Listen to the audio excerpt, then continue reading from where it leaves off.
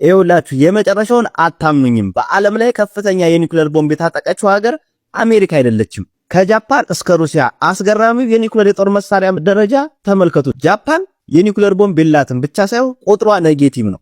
እንደ ጣሊያንና ቱርክ ያሉ ሀገራት ደግሞ የራሳቸው የላቸውም፣ ግን ታጥቀዋል። ለምንድን ነው የኒውክሌር ቦምብ ነው የታጠቁ? እሱም በሌላ ቪዲዮ ሰራላችኋል።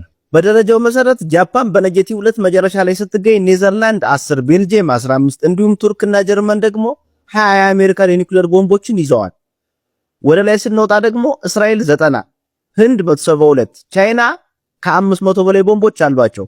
አሜሪካ በ5244 ቦምቦች ሁለተኛ ስትሆን ዓለምን ያስከነዳው ትልቁ ቁጥር ግን የሩሲያው ነው። ሩሲያ 5888 የኒውክሌር ቦምቦች በመታጠቅ አንደኛ ናት።